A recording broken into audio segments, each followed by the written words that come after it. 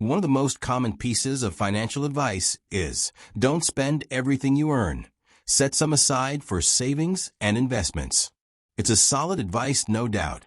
Saving gives you a safety net in tough times and supports you in realizing your life goals like buying a home or retirement. Most people try to save something. Some save more, some save less. But few save as much as the Chinese. China has one of the highest saving rates in the world, around 45% of its GDP. And more than half of that comes from households. Which is not surprising considering that many Chinese households save around 30% of their monthly disposable income. In comparison, in places like the US or the UK, that number is typically between 5 and 10%. That's a massive difference. So why do Chinese people save so much more? To understand it, we have to look at a mix of history, government policy, culture, and personal financial realities. Data collection on China's saving rates started in 1982. That year, China's gross savings sat at about 30% of its GDP, which was already considered high for a developing country. Then, as incomes rose in the 1980s, so did savings. While there was a small dip in the mid-90s due to economic reforms and layoffs, savings surged again in the 2000s. By the time of the 2008 global financial crisis, the rate had soared past 50%. Since then, it's come down slightly, but it still hovers at around 45%, way above the global average. One big reason for this high savings rate is a widespread sense of financial insecurity, especially amongst the older population. During the old days of the planned economy, many workers had what was called the Iron Rice Bowl, a guaranteed job, housing, healthcare, and pension. It wasn't luxurious, but it was stable. Then, in the 1990s, the government restructured the economy and privatized many industries as part of China's open market reforms. This resulted in millions losing their Iron Rice Bowl almost overnight. The safety net shrank dramatically. People had to start relying more on themselves, and saving became a form of self-protection.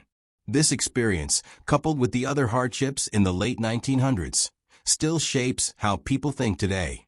Indeed, once you've experienced such hardships once, it's normal to live in the fear of it happening again.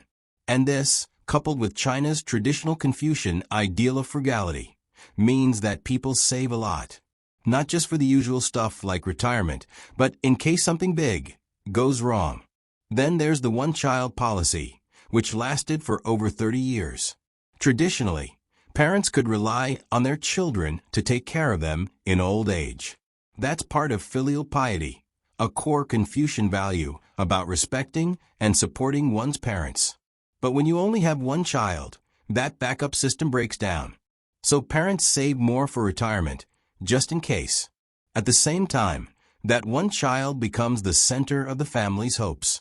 Parents often invest heavily in that child's future, paying for tutoring, education, enrichment classes, and eventually even helping them to get married.